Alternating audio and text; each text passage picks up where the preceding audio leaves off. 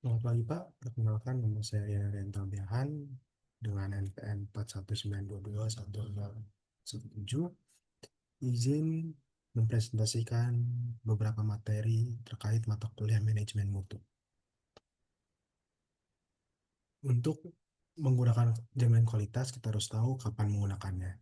Jaminan kualitas dapat digunakan dalam penyelesaian proyek selama fase perencanaan awal untuk menetapkan standar kualitas dan mengembangkan rencana jaminan kualitas. Sepanjang siklus hidup proyek, memantau kepatuhan terhadap standar kualitas, dan mengidentifikasi area yang perlu diperbaiki. Sebelum tahap kritis, sebelum tahap penting proyek, untuk memastikan standar mutu terpenuhi dan mengatasi masalah apapun sebelum dilanjutkan. Untuk yang keempat, untuk proyek risiko tinggi. Dalam proyek dengan risiko signifikan atau taruhan tinggi, proses quality assurance yang ketat membantu mengurangi potensi masalah dan memastikan hasil yang sukses. Quality assurance diharapkan memenuhi syarat. Berikut adalah beberapa syarat yang harus dipenuhi oleh quality assurance. Yang pertama, sebagai proses menjalankan apa yang sudah ditetapkan dan direncanakan. Yang kedua, sebagai proses mengevaluasi pelaksanaan, apakah sudah sesuai atau tidak. Yang ketiga, sebagai proses identifikasi dan pencegahan masalah yang mungkin timbul dari kondisi lokasi kerja, material, alat, dan sumber daya manusia yang ada. Dan yang keempat, sebagai fungsi memberikan verifikasi keselarasan pelaksana pekerjaan dari pemenuhan kualitas, biaya, dan waktu terhadap rencana. Quality control penting dalam proyek.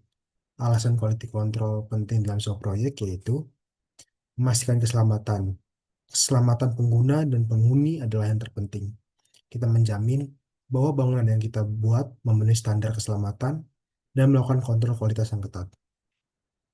Lalu selanjutnya meningkatkan kepuasan pelanggan. Klien mengharapkan produk akhir berkualitas tinggi yang memenuhi persyaratan mereka. Kontrol kualitas memastikan bahwa proyek tersebut sesuai dengan spesifikasi dan harapan klien. Yang ketiga ada pengendalian biaya.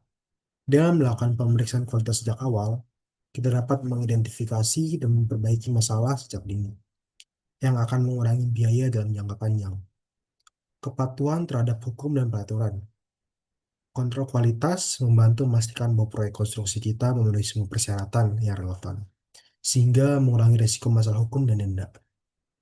Lalu selanjutnya ada keunggulan kompetitif. Perusahaan yang dikenal dengan standar kualitas yang tinggi dan penyampaian proyek berkualitas secara konsisten menonjol dari pesaingnya. Hal ini menghasilkan lebih banyak pesanan, margin keuntungan yang lebih tinggi, dan keunggulan kompetitif yang berkelanjutan di pasar.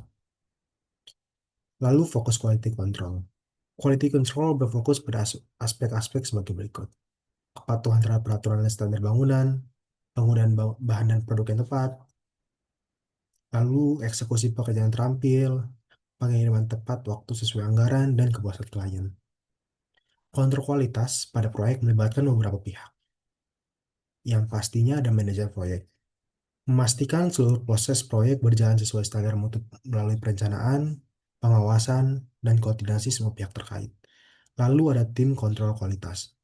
Menjamin mutu dan melakukan evaluasi teknis secara berkala, serta memberikan tindakan korektif terhadap penyimpangan kualitas.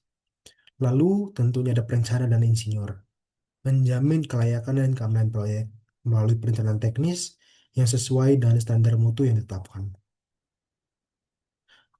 Lalu ada kontraktor dan subkontraktor yang bertanggung jawab atas pelaksanaan pekerjaan di lapangan sesuai rencana, spesifikasi, dan prosedur mutu.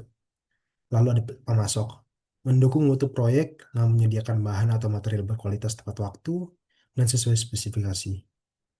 Dan pastinya ada klien dan pengguna akhir, memberikan arah dan tolak ukur mutu melalui harapan dan kebutuhan yang menjadi dasar pelaksanaan proyek.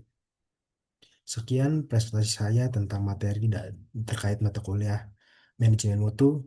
Terima kasih.